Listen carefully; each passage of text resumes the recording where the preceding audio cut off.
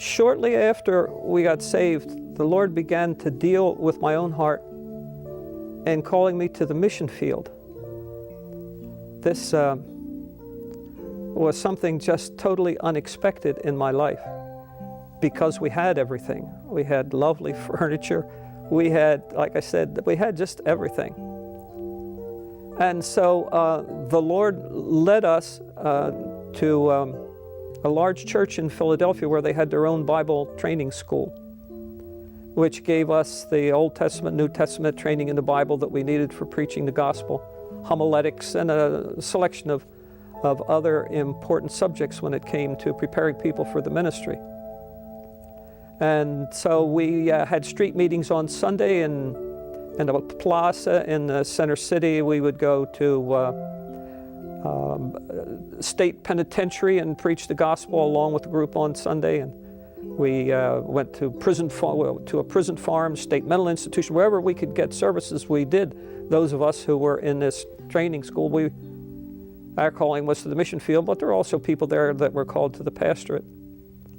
And so we began to really seek God as to where exactly He wanted us. And in the leading of the Lord, it led us to the country of Peru, to the Amazon. And there was a couple that our church partially supported that we were to go and work with the first year. But before we got there, there were different things that the Lord had to accomplish in our life. And one of the things that I'm really certain of is that our vision is quite short, but the vision of the Lord extends out from beginning to end, the Alpha and the Omega. One of the things that was required is that we had to change dentists. At the time, I had no idea what was happening. I had gone to the same dentist from the time I was a little boy.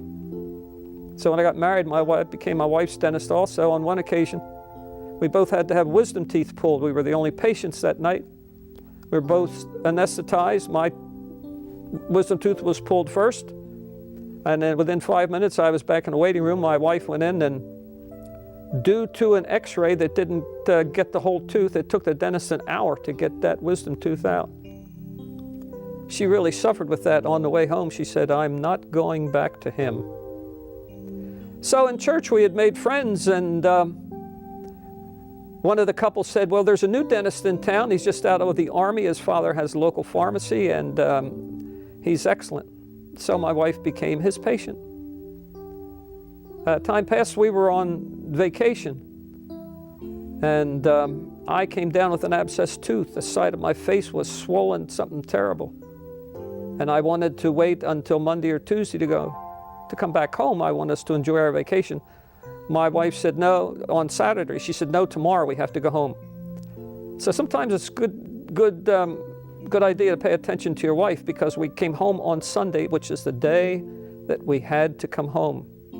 As I was unloading the car, she was looking out the kitchen window, and there was her dentist in the backyard. He just lived 5 or 6 doors from us. She said, "Go introduce yourself to him." So I went down, introduced myself. He took one look at me, my face swollen. He said, "Come to my office immediately." He said, I'll drill into that to relieve the gas." He said, "I'm sure you're in a lot of pain," which I was. All of a sudden, he became my dentist, because I had to go back to have the tooth extracted and so forth, and he became my dentist. As time progressed on, we received a letter from the missionaries in Peru saying, "If you could learn how to extract teeth, that will be an excellent entrance into the lives of these indigenous people that you'll be going to." And so on a routine visit to the dentist, I said to him, "Next year we'll be going to Peru as missionaries. And I'm told that if I could learn how to extract teeth, that would be a great help." But I thought to myself before going to him, how in the world can I do that? Could I go to a dental school or a university that has a dental school and ask them to teach me how to pull teeth on people? I mean, you have to have pre-dental and dental for who knows how many years before you get into doing that. So, but I mentioned it to our dentist anyhow. I said, "Guess what my job was in the Army?" I said, "Well, let me take a guess. You were a dentist." He said, "Yes, that's right. But do you know what kind of a dentist I was?" I said, "No, of course not." He said, Exodontics, tooth extraction, he said, is one of my specialties. He said, I taught Army dentists how to pull teeth. I am also the dentist for the county prison system. He said, I could take you to prison with me and teach you how to pull teeth on prisoners. By the time you go to Peru, you'll have more extractions than a man when he graduates from dental school, which is usually 10 extractions. Some have extracted 12, but he said usually 10.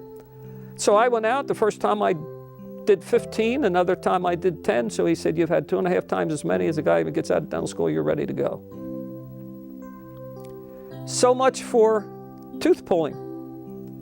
Now, the only way to reach people in the area that we were going to, which was beyond where the Amazon is called the Amazon, up the Amazon so far, then the Ucayali River, then up to the Ucayali, so far onto the Puinabo River, in the districts of Bretaña, Sariaco, and Maquia, where the Kokamas live. I had to go by boat. Airplane was out of the question because there was no aviation fuel in the jungle, but there was diesel fuel. So a boat had to be built.